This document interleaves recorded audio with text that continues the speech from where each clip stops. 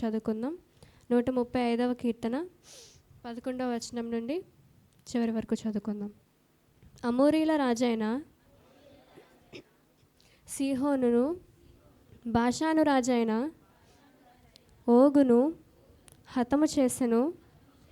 కానాను రాజ్యములన్నిటినీ పాడు చేసెను. ఆయన వారి దేశమును స్వాస్థ్యముగాను ఇశ్రాయేలీయులైన తన ప్రజలకు స్వాస్థ్యముగాను అప్పగించెను. యెహోవా నీ నామము నిత్యము నిలుచును.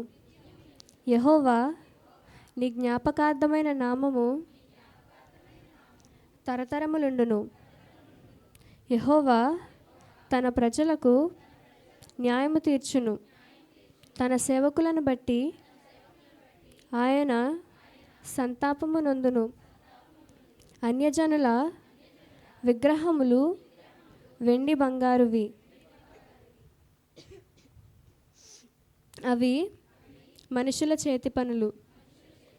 వాటికి నోరుండియు పలుకవు, కన్నులుండియు చూడవు, చెవులుండియు వినవు. వాటి నోళ్లలో ఊపిరి లేశమైనా లేదు. వాటిని చేయువారును వాటి యందు నమ్మిక ఉంచు వారందరూ వాటితో సమానులగుదురు. ఇశ్రాయేలు వంశీయులారా, యెహోవాను సన్నుతించుడి. అహరోను వంశీయులారా, యెహోవాను సన్నుతించుడి. లేవి వంశీయులారా, యెహోవాను సన్నుతించుడి. యెహోవా యందు భయభక్తులు గలవారలారా, యెహోవాను సన్నుతించుడి. యెరూషలేములో నివసించు యెహోవా సియోనులో నుండి సన్నుతింపబడునుగాక. యెహోవాను స్తుతించుడి. దయచేసి అందరు కూర్చోండి. ఈ కీర్తన బాగా మనం చదువుకున్నాం కదండి. ఇందులో మనకి ఏం తెలియబడుతుందంటే దేవుని యొక్క పరాక్రమం గురించి మనకి కీర్తనలో తెలియబడుతుంది. అయితే 11వ వచనం నుంచి మనం ఆలోచిద్దాం. అమోరీల రాజైన సీహోనును, బాషాను రాజైన ఓగును హతము చేసెను. అమోరీల రాజైన సీహోనును అలాగే బాషాను రాజైన ఓగును దేవుడు హతం చేశాడు. కానాను రాజ్యములన్నింటినీ పాడు చేసెను. కానాను రాజ్యాలన్నింటినీ ఆయన నాశనం చేశారు. ఆయన వారి దేశము స్వాస్థ్యంగాను ఇశ్రాయేలీలైన తన ప్రజలకు స్వాస్థ్యంగాను అప్పగించెను. ఇశ్రాయేలీలకి దేవుడు ఏమని వాగ్దానం చేశారంటే, పాలు తేనె ప్రవహించే దేశాన్ని వారికి ఇస్తాను అని వాగ్దానం చేశారు. అదే ప్రకారంగా ఆయన ఏం చేశాడంటే, దేవుడు ఆ దేశాలన్నింటినీ కూడా వారికి స్వాస్థ్యంగా అప్పగించారు. యెహోవా నీ నామము నిత్యము నిలుచును. యెహోవా నీ జ్ఞాపకార్థమైన నామము తరతరములుండును.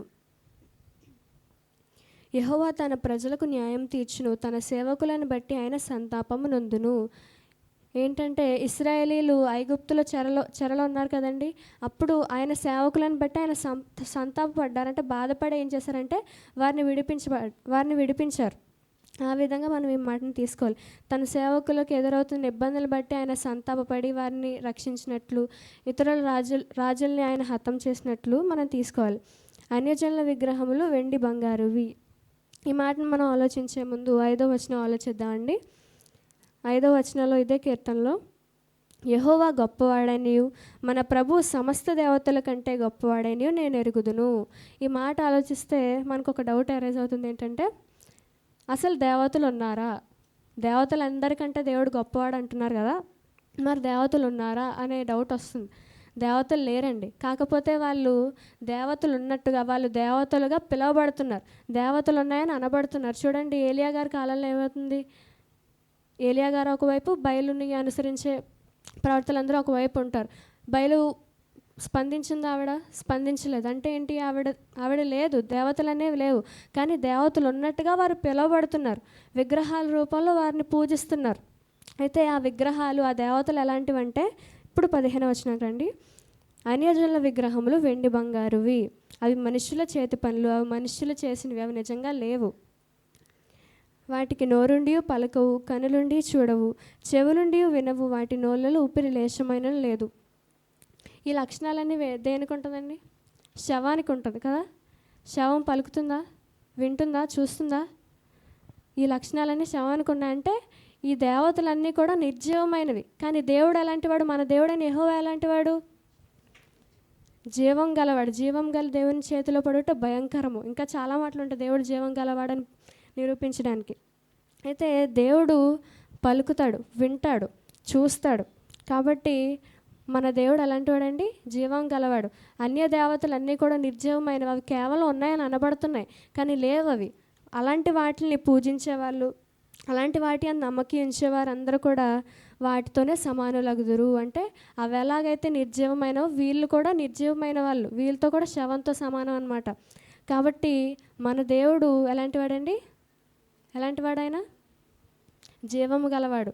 కాబట్టి అలాంటి జీవము గల దేవుడిని స్తుతించండి, ఆయన్ని సన్నుతించండి. ఇశ్రాయేలు వంశీయులారా యెహోవాను సన్నుతించుడి, అహరోను వంశీయులారా యెహోవాను సన్నుతించుడి, లేవి వంశీయులారా యెహోవాను సన్నుతించుడి. అలాగే చివరిగా యెహోవా యందు భయభక్తులు గలవారులారా యెహోవాను సన్నుతించుడి. మనం అందరం యెహోవా యందు భయభక్తులు కలిగి ఉండాలి. అలా కలిగి ఉండి ఆయన్ని ఏం చేయాలి? స్తుతించాలి. ఎందుకంటే ఆయన జీవం గలవాడు, ఆయన ఉన్నవాడు కదా. ఆయనకు ఉన్నవాడనే పేరుంది ఆయనకి. కాబట్టి ఆయన స్తుతిద్దాం.